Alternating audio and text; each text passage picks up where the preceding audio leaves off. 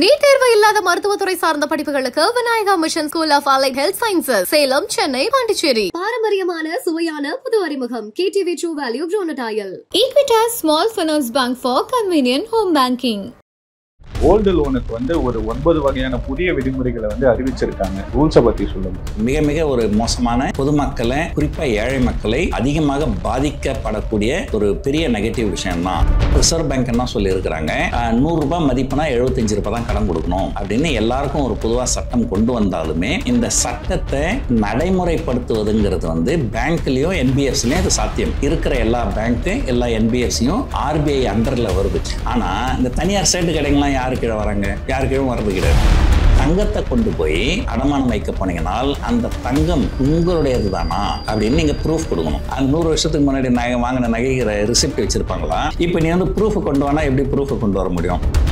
ஓப்பனா சொல்லணும்னாக்கா, யாரும் பேங்க் பக்கம் போகாதீங்க, யாரும் NBFC பக்கம் போகாதீங்க, எல்லாரும் போய் தனியார் சைடு கடையில போய் அதிகமான வட்டி கொடுத்து நீங்க கடனை வாங்குங்க. ஏன்னா அதுதான் அங்க சிஸ்டத்துல வராது.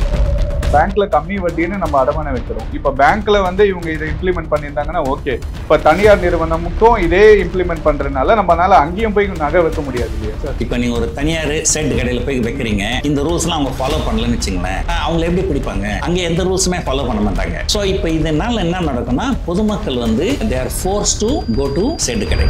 ஒரு புதிய கொள்கைகள், அது புதிய ரூல்ஸை கொண்டு வரும்போது நீங்க ஒட்டுமொத்தமா எல்லாருக்கும் கொண்டு வர முடியாது. அதுல ஏழைகளை நீங்க அதுல இருந்து நீங்க நீக்கி ஆகணும். இப்ப நம்ம தான் பொதுமக்கள் கிட்ட போய் நீங்க பிசிக்கல் கோல்டு வாங்காதீங்க, டிஜிட்டல் கோல்டு வாங்குங்கன்னு சொல்லிட்டு, இப்ப டிஜிட்டல் கோல்டு வச்சிருந்தா நீங்க அடமானம் வைக்க முடியாது. டிஜிட்டல் கோல்டு வித்துட்டு திரும்ப பிசிக்கல் கோல்டை வாங்கி அதுக்கப்புறம் அடமானம் வைக்கணும். அது மட்டும் இல்ல, அதுல இன்னொரு விஷயமா இருக்குது. கோல்டு காயின் வச்சிருந்தீங்கன்னா 50 கிராம் மட்டும்தான் நீங்க அடமானம் வைக்க முடியும். இப்போ புதிய விதிமுறை என்னன்னா, நீங்க அதிகபட்சம் 1 கிலோ கோல்டு தான் அடமானமா வைக்க முடியும். இதை ரிவர்ஸ் பண்ண வாய்ப்பு இருக்கா சார் RBI இந்த ரூல்ஸ்? ரிவர்ஸ் பண்றதுக்கு வாய்ப்புகள் ரொம்ப ரொம்ப ரொம்ப. வணக்கம் சார். வணக்கம் சார். RBI பாத்தீங்கன்னா இந்த கோல்டு லோனுக்கு ஒரு 9 வகையான புதிய விதிமுறைகளை அறிவிச்சிருக்காங்க. இது மக்கள் ரொம்ப எதிர்ப்பை தெரிவிச்சிருக்காங்க சார். ஏன்னா இதுக்கப்புறம் நம்ம கோல்டை பேங்க்ல வைக்க முடியாதுன்ற மாதிரி விஷயங்கள்லாம் சொல்லியிருக்காங்க. அந்த ரூல்ஸை பத்தி சொல்லுங்க.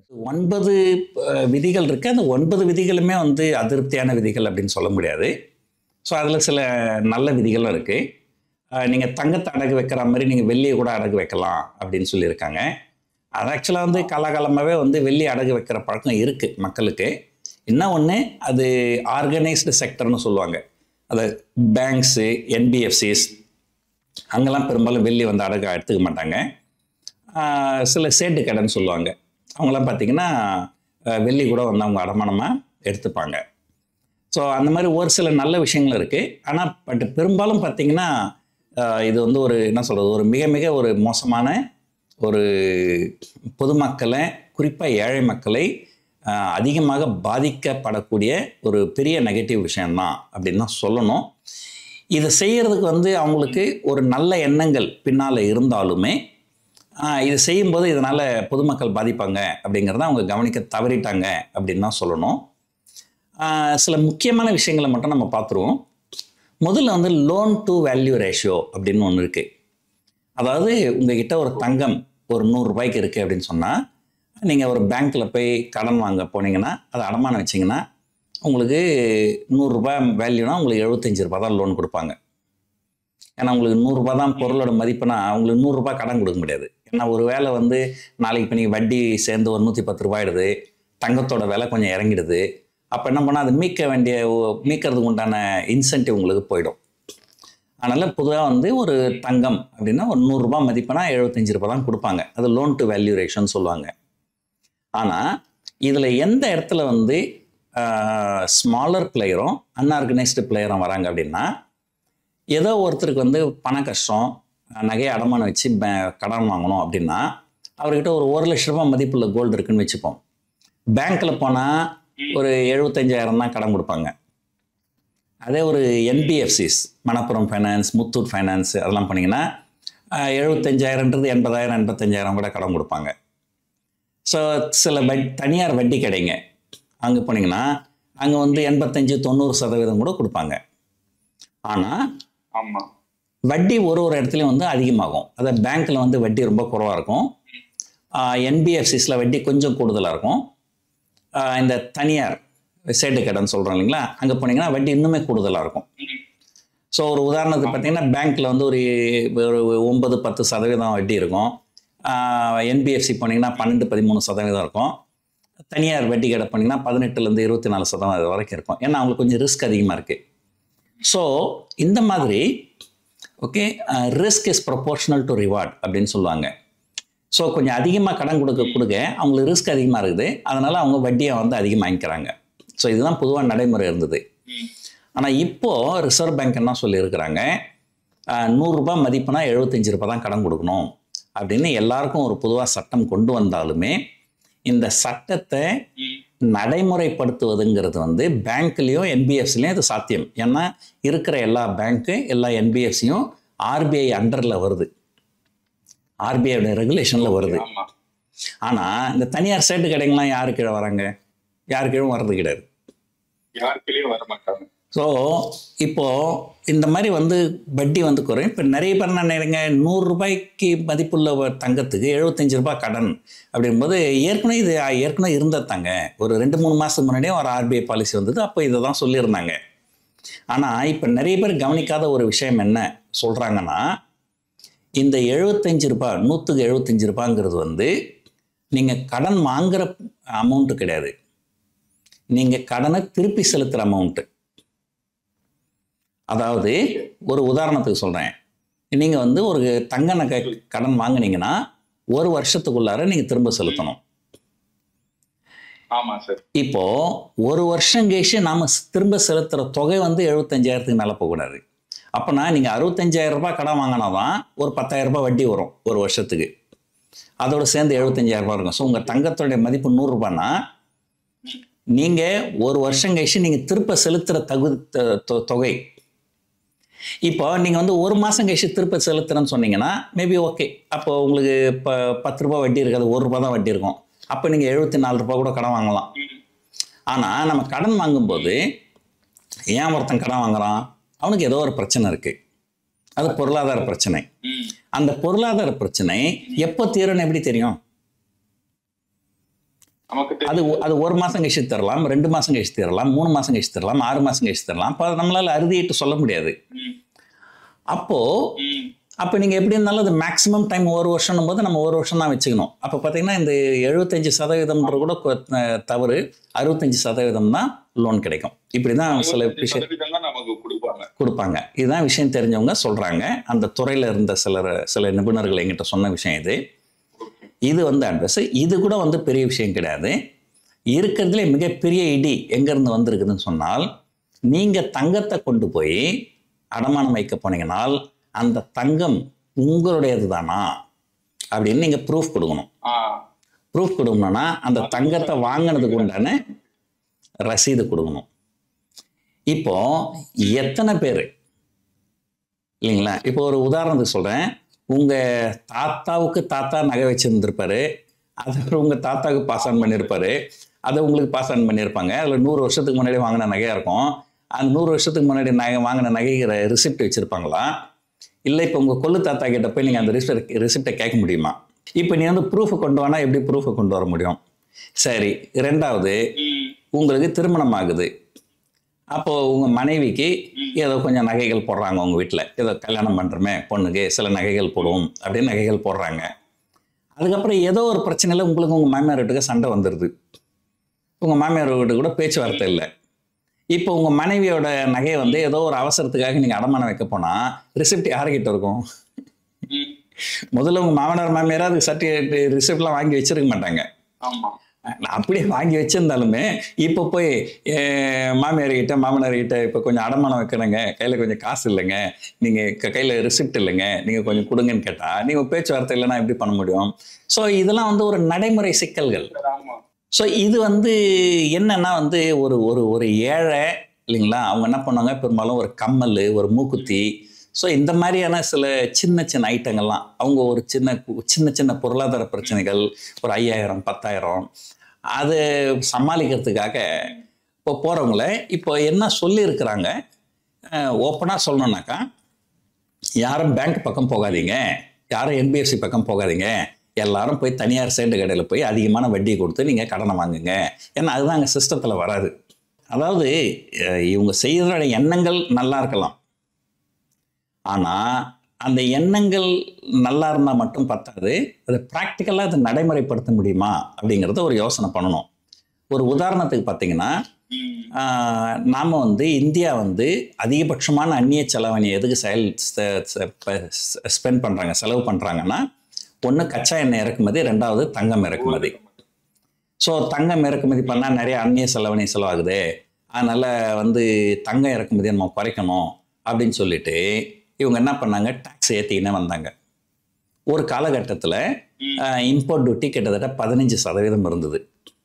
ஸோ இம்போர்ட் டியூட்டி ஒரு 15% ப்ளஸ் ஜிஎஸ்டி ஒரு 3%, மொத்தம் 18% வட்டி அதிக செலவு இருந்தது. ஸோ இது எதனாலன்னா, இந்த மாதிரி அதிகமான வரி விதித்தால் மக்கள் தங்கம் வாங்குறத குறைப்பாங்க அப்படின்ட்டு. ஆனால் யாருமே தங்கம் வாங்குறத குறைக்க மாட்டாங்க. அதுக்கு பதில் என்ன பண்ணுவாங்க, கள்ளக்கடத்தல் மூலமாக தங்கத்தை கொண்டு வருவாங்க.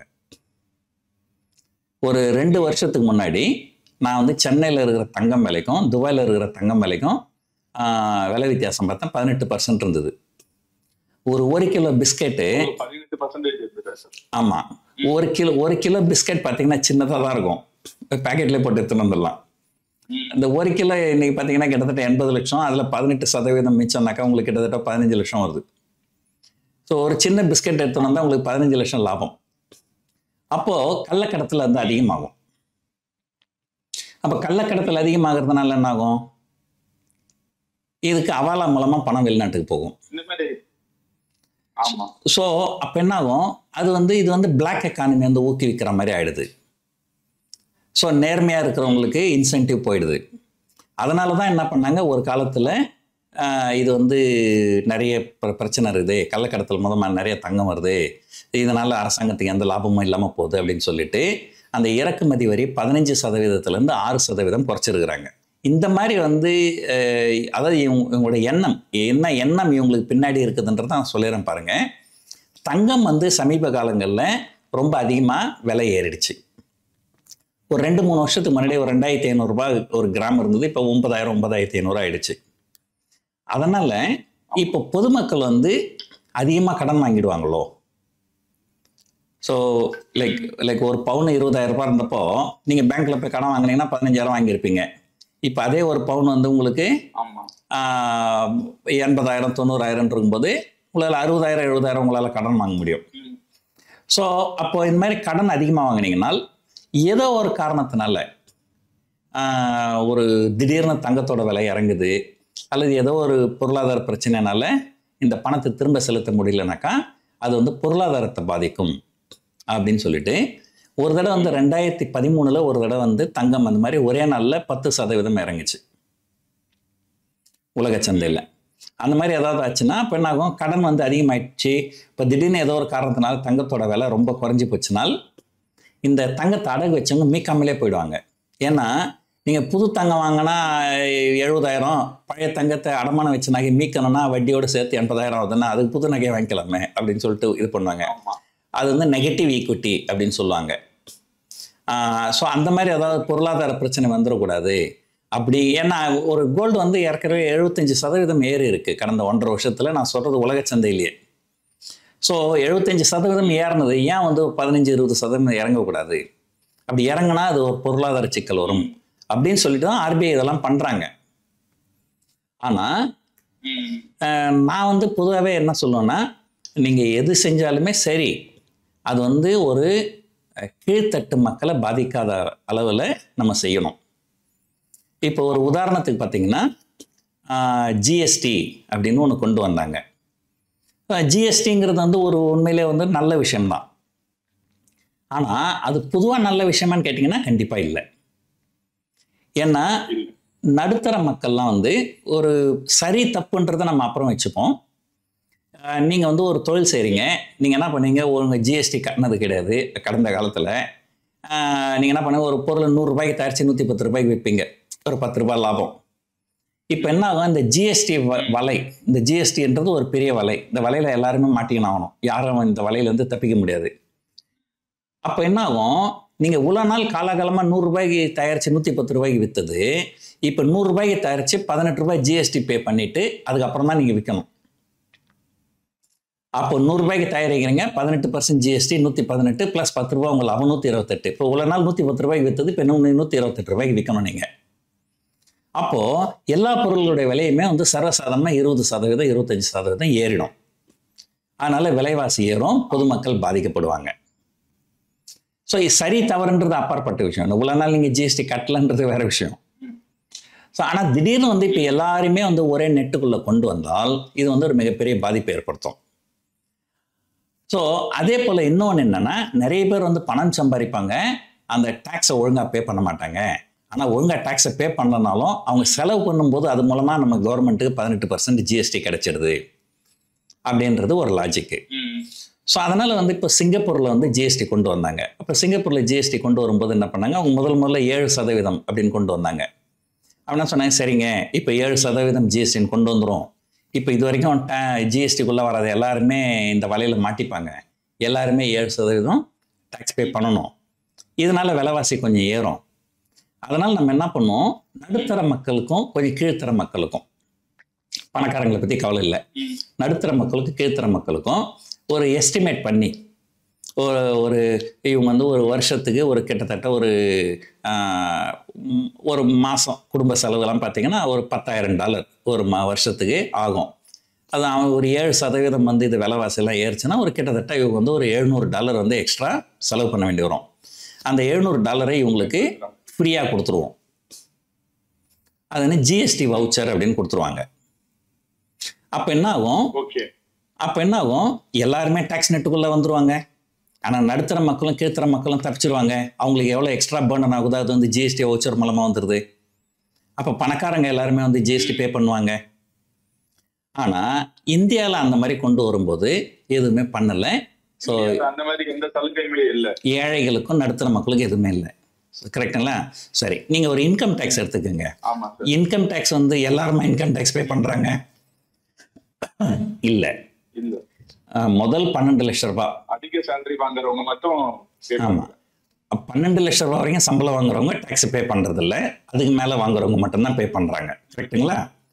ஸோ அதே போல் இங்கே ஏதோ ஒரு மினிமம் த்ரெஷ்ஹோல்டு இல்லைங்களா, ஒரு 1 லட்சம் ரூபாய் வரைக்கும் தங்க நகை கடன் வாங்குறவங்களுக்கு நாங்கள் எந்த கேள்வியும் கேட்க மாட்டோம். பேங்க்ல கம்மி வட்டின்னு நம்ம அடமான வைக்கிறோம். இப்ப பேங்க்ல வந்து இவங்க இதை இம்ப்ளிமெண்ட் பண்ணியிருந்தாங்கன்னா ஓகே. இப்ப தனியார் நிறுவனமுக்கும் இதே இம்ப்ளிமெண்ட் பண்றதுனால நம்மளால அங்கேயும் போய் நகை வைக்க முடியாது இல்லையா சார்? அதாவது தனியார் நிறுவனங்களுக்கு வந்து ஒரு என்ன சொல்றது, அவங்களுக்கு ட்ராக் கிடையாது.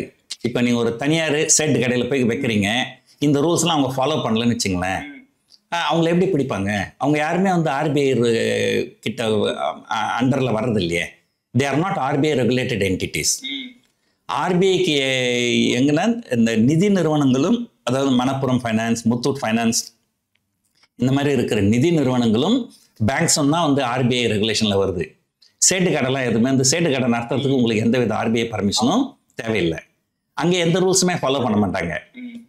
ஸோ இப்போ இதனால் என்ன நடக்கும்னா, பொதுமக்கள் வந்து they are force to go to சேட்டு கடை, அங்கதான் போய் ஆகணும். இப்போ எப்படி இன்கம் டேக்ஸ் வந்து முதல் 12 லட்சத்துக்கு டேக்ஸ் கிடையாது, அதுக்கு மேலே இருக்கிறவங்களுக்கு தான் டேக்ஸ்ன்னு சொல்கிறாங்களோ, அந்த மாதிரி இங்கே ஏதோ ஒரு மினிமம் த்ரெஷ்ஹோல்டு, ஒரு 5,000 10,000 இதுக்காக அடகு வைக்கிறவங்களாம் என்ன பெருசு, அவங்ககிட்ட போய் சர்டிஃபிகேட்லாம் இதை கேட்கறதுக்கு, ரிசிப்ட் கேட்குறது. நீங்கள் ஒரு 1 லட்சம் ரூபாய் வரைக்கும் தங்க நகை வாங்குறீங்கன்னா நாங்கள் எந்த கேள்வியும் கேட்க மாட்டோம், அதுக்கு மேலே வாங்குறவங்களுக்கு மட்டும்தான் நாங்கள் வந்து ரிசிப்ட்லாம் கேட்போம் அப்படின்னு சொன்னால் அதில் ஒரு நியாயம் இருக்குது. ஸோ எப்படின்னா ஒரு ஒரு ஒரு ஒரு புதிய கொள்கைகள், அது புதிய ரூல்ஸை கொண்டு வரும்போது நீங்கள் ஒட்டு மொத்தமாக எல்லாருக்கும் கொண்டு வர முடியாது. அதில் ஏழைகளை நீங்கள் அதுலேருந்து நீங்கள் நீக்கி ஆகணும். ஸோ இதுக்கப்புறம் பார்த்தீங்கன்னா அரசாங்கமும் சரி, உங்களை மாதிரி யூடியூப் சேனல்ஸும் சரி, என்ன மாதிரி ஃபைனான்ஷியல் இன்ஃப்ளூயன்ஸும் சரி, இவ்வளோ நாள் நம்ம எல்லாம் என்ன பண்ணியிருந்தோம், பொதுமக்களை பார்த்து நீங்கள் வந்து தங்கமத்தை வந்து நீங்கள் நகையாக வாங்காதீங்க, நகையாக வாங்கினீங்கன்னா செய்கூலியில் ஒரு 10% போயிடும், சேதாரத்தில் ஒரு 10% போயிடும், அது நல்ல சிறந்த சேமிப்பு கிடையாது, நீங்கள் வந்து கோல்டு காயின் வாங்குங்க, கோல்டு காயினில் முதலீடு பண்ணுங்க, அல்லது நீங்கள் டிமேட் டிஜிட்டல் கோல்டு அதில் முதலீடு பண்ணுங்க அப்படின்னா அரசாங்கமும் சரி, தனியாரும் சரி, நீங்களும் சரி, நானும் சரி, எல்லாரும் கொள்கை அளவில் பொதுமக்களுக்கு பரப்பிக்கணும் தான். இப்போ இன்னைக்கு திடீர்னு ஆர்பிஐல வந்து என்ன சொல்லிட்டாங்க, நீங்கள் வந்து டிஜிட்டல் கோல்டு வச்சுருந்தீங்கன்னா அதை வச்சு நீங்கள் அதை அடமானம் வச்சு கடன் வாங்க முடியாது. எந்த வங்கியும் உங்கள் டிஜிட்டல் கோல்டை பேஸ் பண்ணி உங்களுக்கு லோன் கொடுக்கக்கூடாது. அப்போது தங்கத்தில் முதலீடு செய்கிறதுக்கு முழு முதல் காரணமே என்னன்னா, அவசர ஆபத்துக்கு இதை வந்து நம்ம வந்து அடமானம் வைக்க முடியும். தங்கத்தில் முதலீடு பண்ணுற எல்லாருமே அவங்களுடைய முழு முதல் விஷயம் என்னன்னா, அவசர ஆபத்துனா இதை நம்ம அடமானம் வச்சு நம்ம கடன் வாங்க முடியும். இப்போ நம்ம தான் வந்து பொதுமக்கள் கிட்ட போய் நீங்கள் ஃபிசிக்கல் கோல்டு வாங்காதீங்க, டிஜிட்டல் கோல்டு வாங்குங்கன்னு சொல்லிட்டு, இப்போ டிஜிட்டல் கோல்டு வச்சுருந்தா நீங்கள் வந்து அதை அடமானம் வைக்க முடியாது. இப்போ என்ன பண்ணணும், டிஜிட்டல் கோல்டு வச்சுன்றவங்களை டிஜிட்டல் கோல்டு விற்றுட்டு திரும்ப ஃபிசிக்கல் கோல்டை வாங்கி அதுக்கப்புறம் அடமானம் வைக்கணும். இப்போ கோல்டு காயினை கூட சொல்றாங்க சார், கோல்டு காயினை கூட பேங்க்ல வாங்கின கோல்டு காயின் தான் எடுத்துப்போம், வெளியே வாங்கின கோல்டு காயின் தான் எடுத்துக்க மாட்டோம்ன்ற மாதிரி விஷயங்கள் தான் சொல்றாங்க சார். அது மட்டும் இல்லை, அதில் இன்னொரு விஷயமா இருக்குது. நீங்கள் வந்து கோல்டு காயின் வச்சுருந்தீங்கன்னா அதிகபட்சம் 50 கிராம் மட்டும்தான் நீங்கள் வந்து அடமானம் வைக்க முடியும். 50 கிராமுக்கு மேலே உங்களால் அடமானம் வைக்க முடியாது. இப்போ புதிய விதிமுறை என்னன்னா, நீங்கள் அதிகபட்சம் 1 கிலோ கோல்டு தான் அடமானமாக வைக்க முடியும். ஓகே, அது ரீசனபிள் தான். ஏன்னா இன்னைக்கு தேதிக்கு பார்த்தீங்கன்னா 1 கிலோ கோல்டே பார்த்தீங்கன்னா கிட்டத்தட்ட எவ்வளோ இருக்கும், ஒரு 80 லட்சம் இருக்கும். ஸோ 1 கிலோ கோல்டு தான் அடமானம் வைக்கலாம். அதில் 50 கிராம் மட்டும்தான் கோல்டு காயினாக இருக்கலாம். மீதி 950 கிராம் நகையாக தான் இருக்கணும். அந்த 50 கிராமுமே வந்து நீங்கள் வங்கியில் இருந்து வித் சர்டிஃபிகேட், அந்த சர்டிஃபிகேட்டோடு கொடுப்பாங்க சில கோல்டு காயின். ஸோ அந்த நிறைய பேர் என்ன பண்ணுவாங்க, இப்போ துபாயில் கூட அந்த பழக்கம் உண்டு. நீங்கள் இப்போ ஒரு கோல்டு வாங்குறீங்கன்னா ஒரு கிராம் கோல்டு 10,000 ரூபான்னு வச்சுங்களேன். இந்த சர்டிஃபிகேட்டோடு வாங்கினீங்கன்னா ஒரு 10,500 ரூபான்னு கேட்பாங்க. ஏன்னா அந்த சர்டிஃபிகேட்டுக்கு எக்ஸ்ட்ரா காசு கேட்பாங்க. அப்போ நிறைய பேர் எதுக்கு அந்த சர்டிஃபிகேட்டுக்கு அவ்வளோ காசை செலவு பண்ணுறது, நமக்கு தேவையில்லை அந்த சர்டிஃபிகேட்டு. ஆனால் இன்னைக்கு நீங்கள் அந்த சர்டிஃபிகேட் இருந்தால் தான் அடமானம் வைக்க முடியும் அப்படின்னு சொல்லும்போது இது ஒரு பிரச்சனை. இன்னொரு பிரச்சனை, நாம் அடமானம் வைக்கும்போது அந்த வங்கிகளோ அல்லது நிதி நிறுவனங்களோ நம்முடைய தங்கத்தை வந்து அவங்க பரிசோதித்து இது எந்த அளவு பியூரிட்டி இருக்குது அப்படிங்கிறத பரிசோதனை பண்ணி அதுக்கப்புறம் தான் லோன் கொடுக்கணுன்றாங்க. அப்போது அந்த பரிசோதனை பண்ணுறதுக்கு ஒரு காசு செலவாகுமா? அப்போ அந்த செலவை யார் கொடுப்பா? வங்கிகளோ நிதி நிறுவனங்களோ கொடுப்பாங்க. அது நம்ம கிட்ட தான் கேட்பாங்க. ஆமாம், ஏற்கனவே 2-3 மாதத்துக்கு முன்னாடி சில விதிமுறைகள் வந்திருந்தாலும் இப்போ வந்திருக்கிற விதிமுறைகள் வந்து குறிப்பாக நடுத்தர மக்களையும் கீழ்த்தர மக்களையும் அதிகமாக பாதிக்கக்கூடிய நிறைய விஷயங்கள் இதில் இருக்குது. இதில் முக்கியமாக வந்து இந்த பரிசோதனை பண்ணணும், சர்டிஃபிகேட் கொடுக்கணும், இதெல்லாம் அவங்க எடுத்து விட்டுட்டாக்கா நல்லா இருக்கும்ன்றது தான் என்னுடைய கருத்து. அதே மாதிரி கடைசியா வந்து இந்த அடமானம் வச்ச நகையெல்லாம் வந்து நம்ம ஃபுல் தொகையை செலுத்திட்ட பிறகு நமக்கு திரும்ப கொடுக்கலன்னா ஒரு நாளைக்கு 5,000 ரூபாய் வந்து அந்த நிதி நிறுவனம் நமக்கு கொடுக்கணுன்ற மாதிரி விஷயமும் சொல்லியிருக்காங்க சார். இது ஒண்ணுதான் மக்களுக்கு பாசிட்டிவா இருக்கு.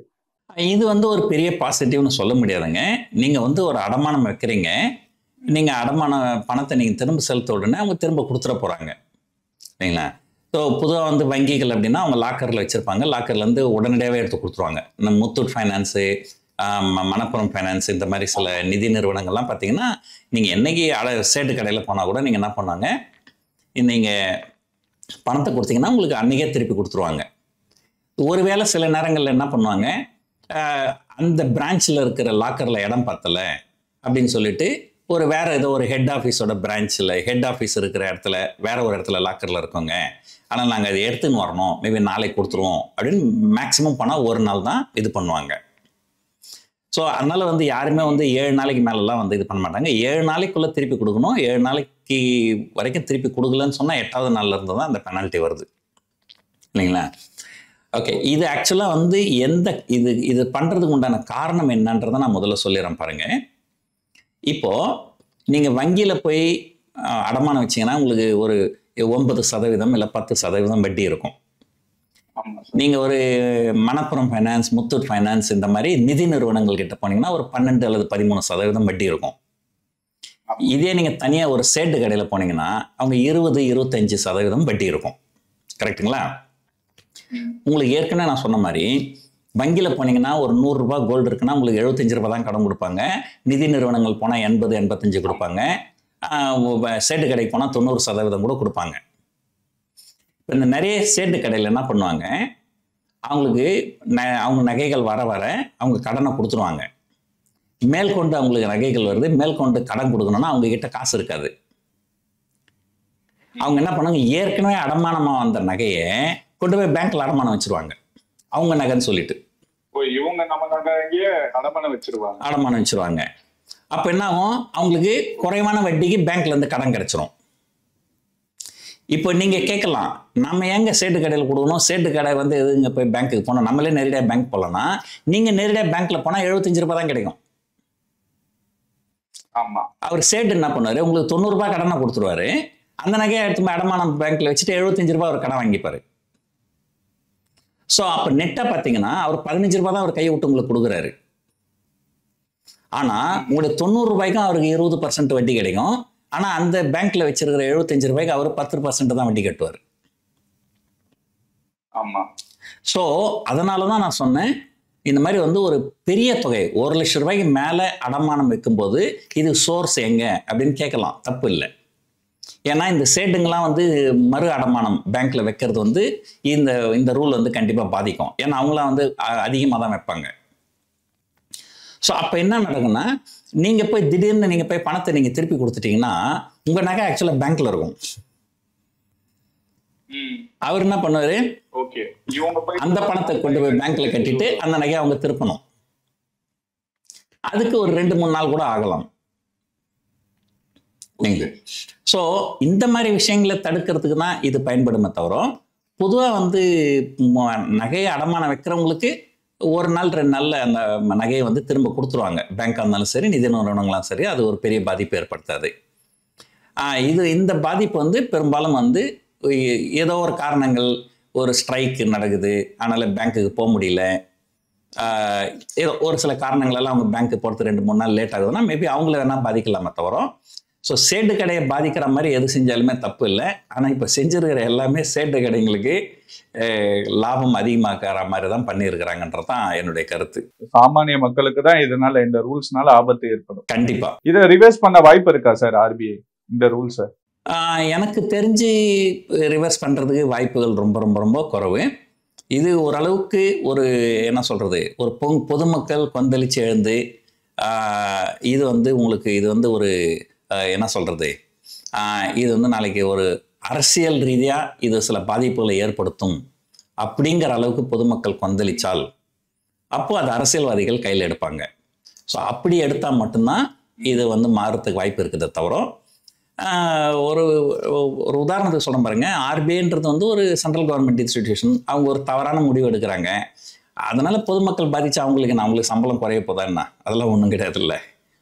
அதனால் வந்து ஆர்பிஐயாக தானாக முன் வந்து இந்த கொள்கைகளை திரும்ப பெறுறதுக்கு வாய்ப்புகள் ரொம்ப குறைவு தான். ஒருவேளை அரசாங்கம் இதில் தலையிட்டு இல்லை இது பொதுமக்களுக்கு பாதிப்பு ஏற்படுத்தும். ஏன்னா ஒரு அரசியல்வாதி தான் எப்பவுமே என்ன பண்ணுவாங்க, நம்ம நாளைக்கு இப்போ இன்றைக்கி எலெக்ஷன்களில் நிற்கணும், பொதுமக்கள்கிட்ட நம்ம போய் கேட்கணும், ஓட்டு கேட்கணும், அதனால் பொதுமக்களுக்கு பாதிப்பு எது வந்தாலும் அதை நம்ம ஆதரிக்கக்கூடாது அப்படிங்கிற மாதிரி செயல்படுவாங்க. ஸோ இப்போ என்னென்னா ஆர்பிஐங்கிறது வந்து சென்ட்ரல் கவர்மெண்ட் கீழே வருது. ஸோ அப்போ மத்திய அரசாங்கம் சொன்னால் மட்டும்தான் அவங்க கேட்பாங்க. ஸோ மத்திய அரசாங்கம்னு சொன்னீங்கன்னா பிஜேபி தான்.